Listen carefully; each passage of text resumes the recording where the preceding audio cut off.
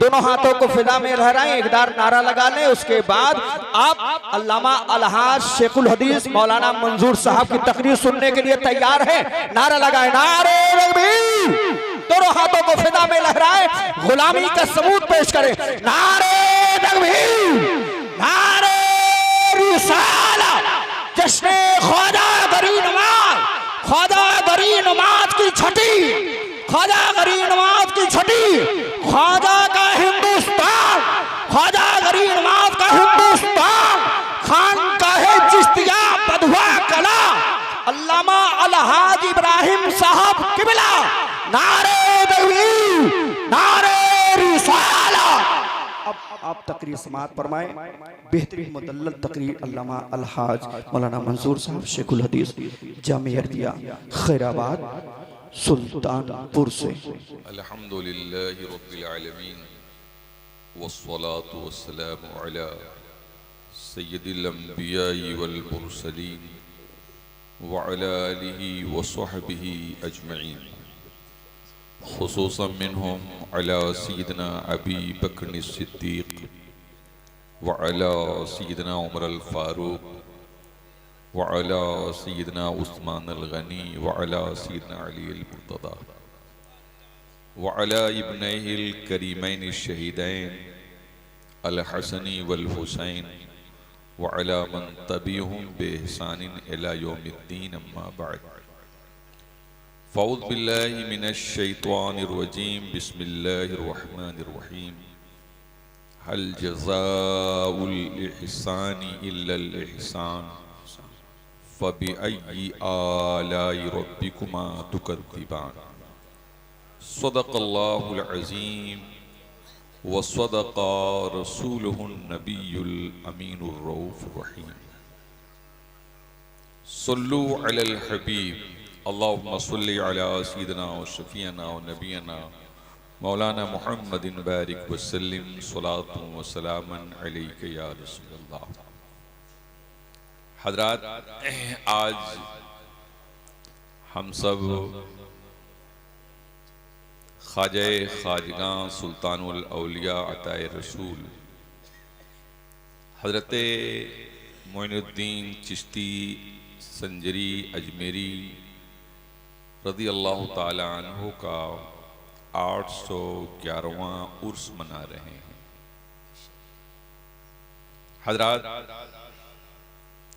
और सब सोने पर सुहागा ये है कि आज के इस उर्स की तकरीब की सरपरस्ती उन्हीं के खानवादे के एक फर्जंद पीरे तरीक़त हज़रत अल्लामा मौलाना सैयद मिराज अशरफ साहब फरमा रहे हैं। हज़रात, वक्त बहुत कलील है, मैं बहुत ही मुख्तसर सी गुफ्तगू मगर मेन पॉइंट पर बात करना चाहता हूँ। अल्लाह अज़्ज़ा व जल्ला अपने कलामे बलीग में फरमाता है कि एहसान का बदला एहसान होना चाहिए। हल जज़ाउल एहसान इल्लल एहसान, नहीं है एहसान का बदला मगर एहसान। क्या एहसान का बदला है? नहीं, मगर एहसान। एहसान किसे कहते हैं? इसकी अगर तशरीह की जाए तो सालों लग जाए। एहसान क्या है? मगर हम अपनी जबान में और आपकी तफहीम के लिए ये कहें कि कोई शख्स अगर हमारे साथ हुस्ने सुलूक करता है तो हम कहते हैं मोहतरम आपका एहसान है, और हमेशा हम उसके ममनूने करम रहते हैं। अभी अंधेरी रात हो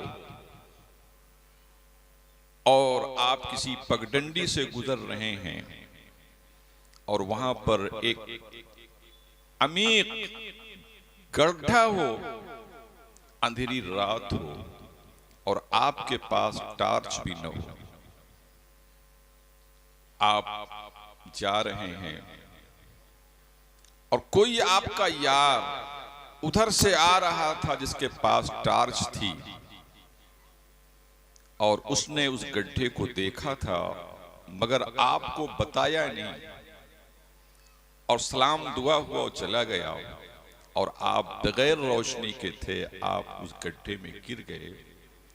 आप इंसाफ से बताइए कि दूसरे दिन जब उस टार्च वाले साथी से आपकी मुलाकात होगी तो आप उसे बख्शेंगे? आप उस पर इंतहाई जलाल के लहजे में उससे बात करेंगे कि यार आपका रास्ता देखा हुआ था, रोशनी थी आपकी, आपने गड्ढे को देखा था, तो कम से कम बता देना चाहिए था ना। आपने बताया नहीं, हम गिर गए, मेरा हाथ पांव फ्रैक्चर हो गया, और देखिए मैं डॉक्टर के यहाँ जा रहा हूं। हजरात, एक शख्स जो राह देखा हुआ इंसान अगर एक गड्ढे से आपको वाकिफ न करे तो जिंदगी भर आप उससे तर्क ताल्लुक हो लेते हो। और एक ऐसा शख्स, और वही शख्स कह रहा है कि हाँ हाँ, एक मर्तबा मेरा एक वाकया ऐसे ही पेश आया था, मगर जिसके साथ पेश आया था उसने मुझको वो गड्ढा बचा दिया था, इसलिए उस गड्ढे से मैं बच गया था। मालूम ये हुआ कि जिसने गड्ढे से बचाया उसका एहसान आप जिंदगी भर मानते हो, और जिसने गड्ढा नहीं बचाया बताया आपको, आप उससे कतई ताल्लुक कर लेते हो। बताइए ये बुजुर्गाने दीन हैं कौन? इन्होंने क्या एहसान किया है? मुमकिन है कि आपसे बदमज़हब लोग पूछें कि आप क्यों ख्वाजा का जश्न मना रहे हो, क्यों मखदूम अशरफ की यादगार मना रहे हो, क्यों सैयद सलार मसूद गाजी के नाम पर आप फरेबता हो, क्यों मौलाना अहमद रजा फाजले बरेलवी के नाम के चर्चे करते हो? बोलो क्या जवाब दोगे?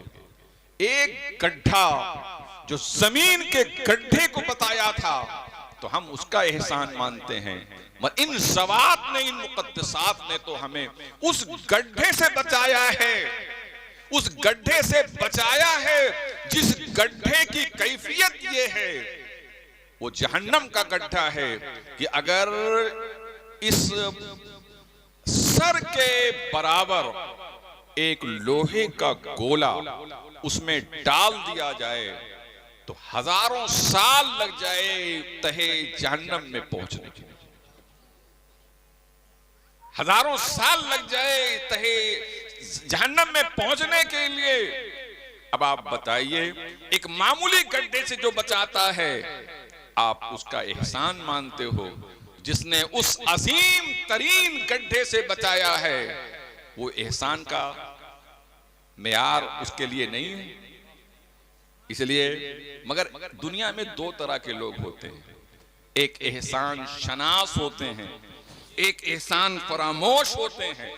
लाख उन पर एहसान कीजिए, किसी बिच्छू के साथ आप एहसान करके देखिए, किसी बिच्छू के साथ आप एहसान करके देखिए, जब भी वो पाएगा मौका डंक मार देगा।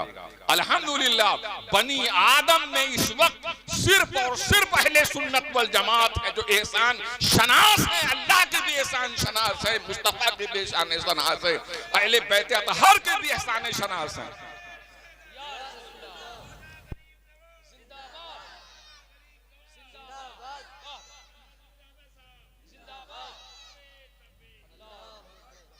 हम सबके एहसान शनास हैं, हम सिद्दीक अकबर के भी एहसान शनास हैं, उमर फारूक के भी एहसान शनास हैं, हज़रत उस्मान गनी के भी एहसान शनास है, मौला अली के भी एहसान शनास है, करबला वालों के भी एहसान शनास हैं। हम एहसान फरामोश नहीं है, इसलिए हम इनकी यादों को करना अपना फर्ज मनसबी समझते हैं, और इनका एहसान जो हम पर है उसको अल्लाह ने इनाम से ताबीर किया। वो सब क्या है? नियामतें हैं। ए बच्चे बोलने यही रहेगा और कोई बात नहीं करनी जगह। दुरूद पढ़िए, अल्लाहुम्मा सल्लि अला सय्यिदिना व शफीना नबीना व मौलाना मुहम्मदिन बारिक सल्लिम सलातु व सलाम अलैका या रसूलल्लाह। हजरत ख्वाजा मुइनुद्दीन चिश्ती रज़ी अल्लाह ताला अन्हु, जिनके आज हम सब लोग तज़किरा कर रहे हैं, तिज़कार कर रहे हैं, आप जानते हैं इनकी पैदाइश 537 हिजरी में हुई। बोलिए आप लोग, हाँ ये तो याद रखिए, 537 हिजरी में ये पैदा हुए। कहां पैदा हुए? संजर में पैदा हुए और ईरान में पड़ता है। और 15 साल की उम्र में वालिदे मोहतरम दागे मुफारकत दे गए। बाप की मीरास से इनको एक बाग मिला जो फ्रूट का बाग था, फल का बाग था, और एक पंचक्की मिली। तो सोचा कि इसी को जरिए मुआश बनाएंगे और पंचक्की से जो मिलेगा आमदनी होगी और ये फ्रूट वगैरह फल वगैरह हैं, इससे जो कि इनकम होगी अपना मईशत चलेगी। आपने ये तहिया कर लिया था।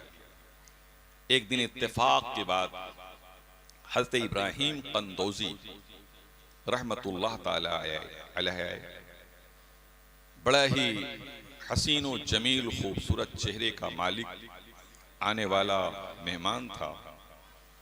हज़रत मुइनुद्दीन चिश्ती रज़ी अल्लाह ताला अन्हु ने उस शख्स को बेहतरीन अंगूर पेश किया और आप तनाउल किए। तो बदले में देखिए, हल जज़ाउल एहसान इल्ल एहसान, कि बदले एहसान का बदला एहसान होता है।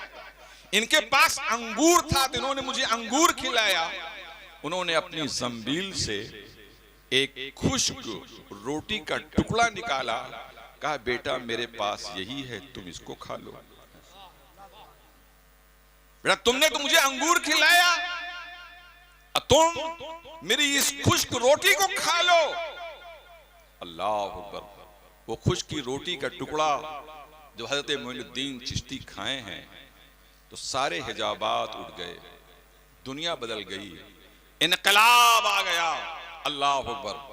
अब दिल मचल गया कि अब दुनिया से अलहदगी इख्तियार की जाए।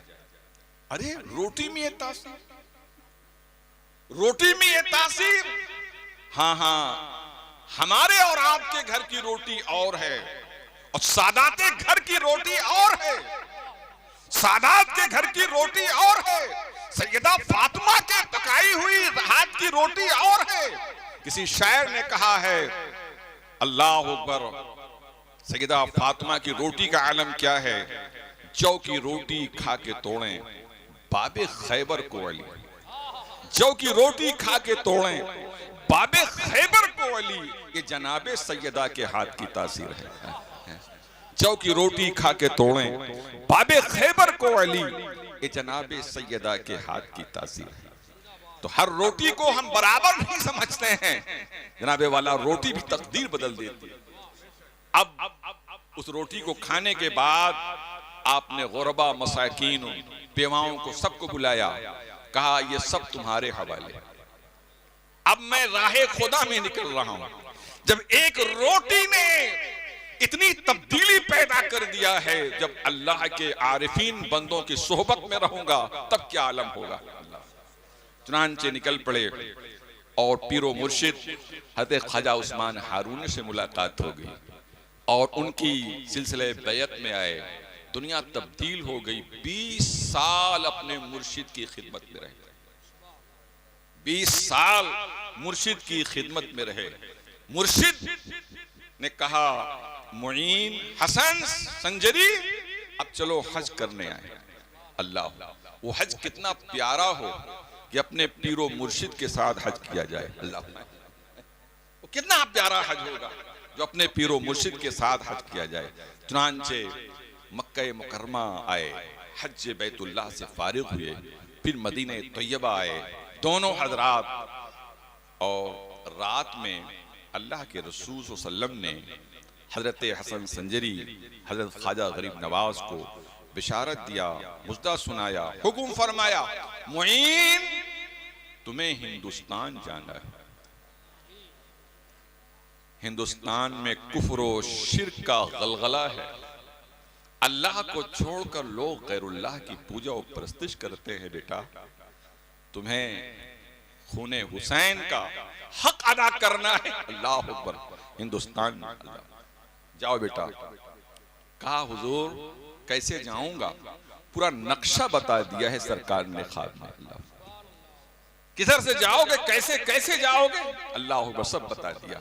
हुजूर हिंदुस्तान बहुत बड़ा है, कहां जाऊंगा? अजमेर का पूरा नक्शा दिखला दिया है। ये पहाड़ियां देखो, ऐसे ऐसे चले जाना। ये पहाड़ियां जहां होंगी वहीं तुम्हारा क़याम गाह होगा। चुनांचे आप तशरीफ लाए, दिल्ली आए और दिल्ली से फिर उसके बाद अजमेर गए। हजरात, हम और आप और हमारे और आपके बच्चे आज 7 समंदर जाते हैं, क्या लेकर आते हैं, क्या बेचते हैं वहां से? अल्लाह अकबर।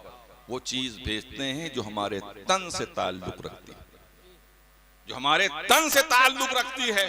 हम उससे मकान बनाते हैं, हम उससे कारोबार बनाते हैं, हम अपना फ्यूचर मुस्तकबिल ताबनाक करते हैं, मादियात को अपने संवारते हैं। मगर मेरा ख्वाजा यहां से कुछ अपने घर भेज नहीं रहा था, बल्कि मदीने से सब कुछ लेकर हम हिंदियों के लिए आया। अल्लाह,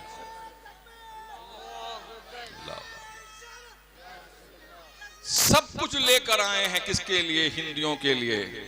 हमारे और आपके बच्चे 7 समंदर पार जाकर लाते हैं। वो 7 समंदर पार लेकर आए हैं हम हिंदियों के लिए। क्या क्या लाए हैं? कुरान लाए हैं, ईमान लाए हैं, इरफान लाए हैं, ईकान लाए हैं, इज़ान लाए हैं। अल्लाह, जो जो जरूरत पड़ेगी जनाबे वाला सब कुछ लाए हैं। अल्लाह अकबर।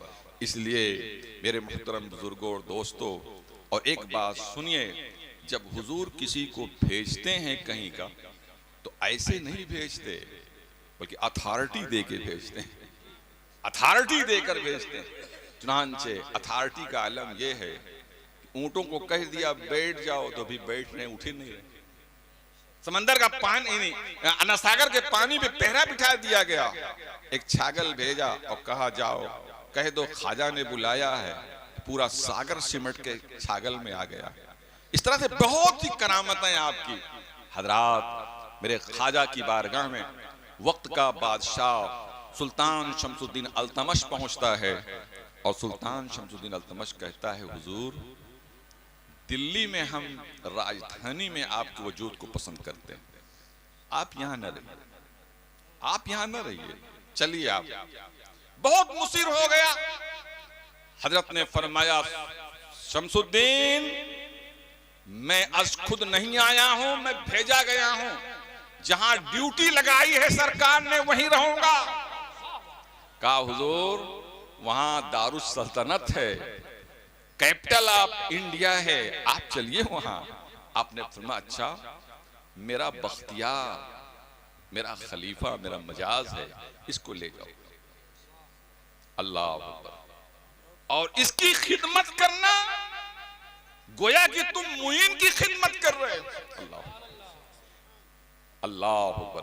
सुल्तान शमसुद्दीन अल्तमश जब लेकर आए हैं, जानते हैं आप, तो ये बात जो मैं कह रहा हूं अपने घर की नहीं बता रहा हूं, उनके घर की बता रहा हूं, जिनके यहां बहुत बिदअत हम पर फतवे लगते हैं, बहुत शिर्क के फतवे लगते हैं। अली मियां ने अपनी किताब में लिखा है कि रात में हजरत बख्तियार काकी का सुल्तान शमसुद्दीन अल्तमश पांव दबाता था। हाजी साहब पांव दबाता था। अली मियां ने अपनी किताब में लिखा है, इसको अरबी में किताब है, उर्दू में नहीं लिखा कि हिंदुस्तान के लोग पढ़ेंगे। तो फतवा कैसे लगाएंगे?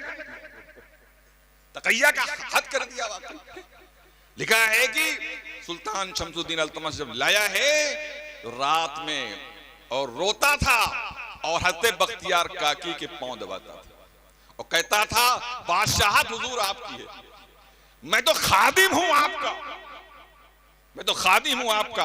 आप चाहेंगे तो बादशाहत बरकरार रहेगी और आप नहीं चाहेंगे तो कुछ नहीं चलेगा। अल्लाह। और कितनी उम्र से जानते हैं? उम्र कितनी थी बख्तियार काकी की? रेखें आ रही थी, रेखें, अभी दाढ़ी भी कायदे से नहीं आई है। सुल्तान शमसुद्दीन अल्तमश अधेड़ उम्र का है, एक अधेड़ उम्र का बादशाह, एक जिसकी सिर्फ रेखें आ रही थी। सिर्फ आज आने वाला अताए रसूल ने भेज दिया है कि उनकी दाढ़ी और उनकी उम्र नहीं देख रहे थे, बल्कि देख रहे थे। अताए रसूल ने भेजा है, इसने इनकी खिदमत करना हमारा फर्ज है सल्तनत। सुल्तान शमसुद्दीन अल्तमश ने एक डबल स्टोरी की बग्घी बनवाया और कहा कि हम शाम के वक्त पूरे दिल्ली का गश्त इसी बग्घी पे करेंगे। डबल स्टोरी की, 2 मंजिला।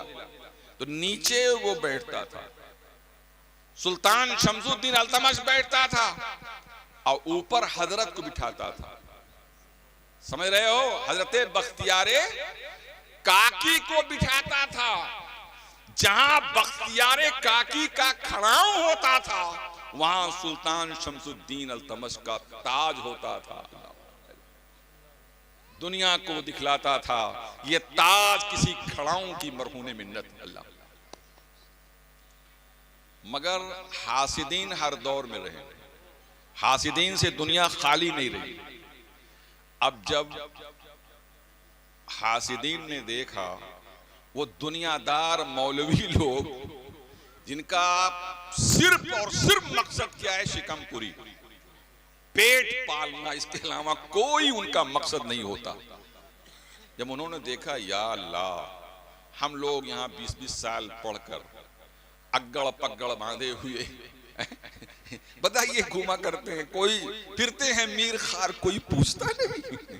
इस मुफलिसी में इज्जतें सादात भी गई, हमने तो कोई नहीं पूछता। ये 15 साल का लड़का, अभी रेखें आ रही हैं, इसका मुकाम इतना बुलंद, बादशाह के सर पे बैठता है।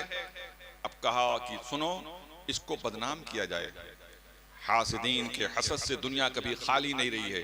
हासिदीन ने प्लानिंग बना लिया, एक दुनियादार औरत को तैयार किया कि सुल्तान शमसुद्दीन अल्तमश बड़ा मुंसिफ है और उसकी बारगाह में अगर इस्तिगासा पेश किया जाता है तो सबकी फरियाद सुनता है।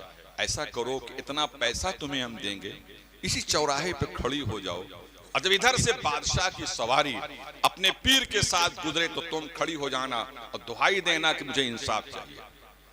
चुनांचे वो हर्राफा औरत, दुनियादार औरत खड़ी हो गई चौराहे पर, इंतजार कर रही है कि बग्घी इधर से गुजरे तो मैं आज अपना मुकदमा पेश करूं। चुनांचे हाथ जोड़कर खड़ी हो गई और कहा, जहां पनाह जिल्ले इलाही, मेरी भी फरियाद सुनी जाएगी। हजरत ने कहा, हाँ हाँ क्या बात है तेरी। हजरत ने कहा, बग्घी रोको जी, क्या इसकी फरियाद सुनो, इसका मुकदमा क्या है।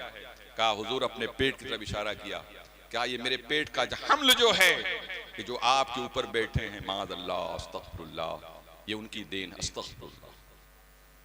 इतना बड़ा इल्जाम लगा दिया, इतना सरी इल्जाम, इतना अजीम इल्जाम लगा दिया।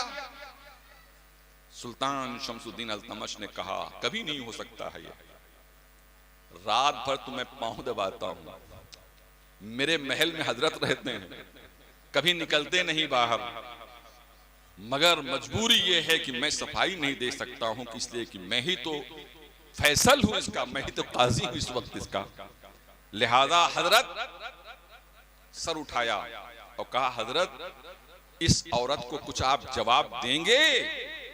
तो कहा, फकीर कुछ भी जवाब नहीं देगा। या अल्लाह, बाप सोचिए कितना बड़ा यानी हंगामा है। तो ये जिस पर इल्जाम लग रहा है वो कह रहा, हम तो कुछ भी नहीं बोलेंगे, हम तो कुछ भी नहीं बोलेंगे। तो कहा, फिर इसका तस्फिया कैसे होगा। कहा, जिसने भेजा है आवे अब जिसने भेजा है वो खुद आवे और बताएं कि इसमें मुजरिम कौन है, पारसा कौन। चुनांचे अल्लाह अकबर, हजरते मोइनुद्दीन हसन संजरी अजमेरी गरीब नवाज कुबड़ी टेकते हुए आनन फानन जनाबे वाला उस चौराहे पे पहुंच गए। कहां दिल्ली और कहां अजमेर। अल्लाह अकबर, अजमेर से चले आनन फानन पहुंच गए और जनाब वाला कुबड़ी टेकते हुए पूछा, क्यों सुल्तान शमसुद्दीन अल्तमस तेरी सवारी क्यों रुकी है? कहा हुजूर मुकदमा पेश हो गया है। कहा क्या मुकदमा है, मैं भी सुनूं। कहा ये मुकदमा है, ये आपके जो आपने भेजा है इन पे इल्जाम लगा हुआ है। तो कहा कि फिर बख्तियार तुम बोलते नहीं कुछ? तो कहा मैं क्या बोलूंगा, जिसने भेजा है वो, जब आप खुद ही आ गए तब आप बताइए क्या मामला है। हजरत ने फरमाया, क्यों, तेरे पास 4 गवाह हैं, इस्लाम में 4 गवाही चाहिए तब ये बात सादिक आएगी, वरना काजिब है, किस्ब है, झूठ है। तो उसने कहा नहीं, रात की तारीकी में किया, किसी ने नहीं देखा। तो कहा जब तेरे पास भी कोई गवाह नहीं है तो क्या तेरे पेट में जो बच्चा है उसी से बुलवा दूं? तेरे पेट में जो बच्चा है उसी से बुलवा दूं? अल्लाह अकबर। ये है औलिया किराम का तसर्रुफ, जो मियां पैदा होके नहीं बोलता, 2 साल के बाद बोलता है, मगर अल्लाह वाला चाहता है तो पेट में बोलने लगता है। नानचे आपने फरमाया बुलवा दो। उसने समझा कि कहां बुलवा पाए, उसने कहा हाँ बुलवा दीजिए। पेट से आवाज आई, हुजूर मैं अपने बाप का सही नुतफा हूं। कहा फिर तेरी माँ मेरे बख्तियार पर क्यों इल्जाम लगा रही है? कहा ये पैसे की हरीस है, इसे पैसा की मोहब्बत में अपनी भी इज्जत इसको प्यारी नहीं है, ना अपनी इज्जत प्यारी है, ना अल्लाह के वली की इज्जत प्यारी है, इसलिए पैसे के लालच में मेरी माँ ने जो है इल्जाम लगाया है। अल्लाह। तो हजरात ये हैं औलिया इकराम, ये हैं बुजुर्गान दीन, ये हैं हजरत मोइनुद्दीन चिश्ती अजमेरी रज़ी अल्लाह ताला अन्हु, इनकी करामतों के बेशुमार करामतें हैं, कहां कहां तक बयान किया जाए। हजरात ये आज हिंदुस्तान में कुछ ऐसे बदमाश किस्म के लोग पैदा हो गए हैं कि जो हमारी खानकाहों में तोड़ फोड़ चाहते हैं, और ये इस मशरब के हैं, वो उस मशरब के हैं। अरे सबका मशरब एक है, चाहे वो कादरी हो, चाहे वो रज़वी हो, चाहे अशरफी हो, चाहे वारसी हो, चाहे साबरी हो, चुप कुछ भी है, वो सब का सब सजरा हजरत अली मौलाए कायनात पे पहुंचता है और कुछ सिलसिले हजरत सैयदना अबू बकर सिद्दीक तक पहुंचते हैं। मगर सैयदना अबू बकर सिद्दीक से चले या मौला अली से चले, और उसकी इंतहा सरकार दो आलम सल्लम पे होती है। अल्लाह। इसलिए हमको कभी भी किसी के भी बहकावे में नहीं आना चाहिए, और सारे सलासिल हमारे अपने हैं। और आला हजरत फाज़िल बरेलवी अलैहि रहमत व रिदवान ने तो जनाबे वाला जहां शरीयत बचाया है, वहीं सादाते किराम का एहतराम भी बताया है। सादाते किराम को भी लोग, अरे जब नबी को अपनी तरह समझ रहे थे, सोचिए वो दौर था मौलाना अहमद रजा खां का कि नबी को अपनी तरह समझ रहे तो सादात को क्या समझते सादात को? मगर आला हजरत फाज़िल बरेलवी ने सादात का एहतराम इतना बताया, कसम खुदा की, कहा कि ये खूने रसूल दौड़ रहा है इनमें। निस्बत की ताजीम करना इस्लाम कहता है, ताजीम करना हमारा मजहब सिखाता है। इसलिए जहां जहां हमें नबी का खून, हजरत अली, हजरत हसन, हजरत हुसैन, हजरत इमाम ज़ैनुल आबिदीन, इमाम बाक़िर से जहां जहां गया है, हम उस खून का भी एहतराम करते हैं। अल्लाह मौलाना अहमद रजा खां साहब थे और बहुत टाइट थे, मगर सादाते किराम अगर खिलाफे शरा भी कोई काम करते थे तो डांटते नहीं थे, और दीगर कौम के लोग अगर खिलाफे शरा काम करते थे तो इतना डांटते थे कि औसान खता कर जाते थे। एक सैयद साहब आए, उंगली में अंगूठी पहने, सोने की अंगूठी। अब बताइए आप, सैयद साहब सोने की अंगूठी पहने हुए आला हजरत की बारगाह में आगे बैठ गए, अस्सलाम वालेकुम वालेकुम। अब मगर कोई दूसरा सोने की अंगूठी पहन के आया तो बहुत डांटते। पर आपने फरमाया, सैयद साहब अंगूठी बहुत खूबसूरत है आपकी, तो इसको हम मुझे दे दीजिए। सैयद साहब ने उतारा और दे दिया। हजरत ने अपने खादिम बुलाया, फुला सुनार के पास जाओ और उससे कह दो कि इसमें इतना सोना और मिलाकर एक झुमका बना दे। अल्लाह, झुमका बना के रखवा दिया। फिर वो सैयद साहब आए तो हजरत ने उनको नजर पेश किया। सैयद साहब, आपकी अंगूठी मैंने ले लिया, तो अब मैंने सोचा कि अब मैं मखदूमा की बारगाह में नजर पेश कर दूं, मेरी तरफ से ये नजराना मखदूमा के लिए लेते जाइए। अल्लाह, ये था आला हजरत फाज़िल बरेलवी का एहतराम सादात। अल्लाह अकबर। लिहाजा जो लोग भी किसी तरीके से आज रज़वियत या अशरफियत में कोई भी रखना अंदाजी कर रहे हैं, वो सिर्फ अपने पेट पालने के लिए। कुछ लोग बेचारे गुमनाम हैं, सोचते हैं कोई हमको जानता नहीं है, लिहाजा उड़ाओ हवा, इसी में खुद भी उड़ जाओ। इसलिए ऐसे कमबख्तों से बचना है कि जो हमें लड़ाने का काम कर रहे हैं। वो आखिर दामन अल्हम्दुलिल्लाह।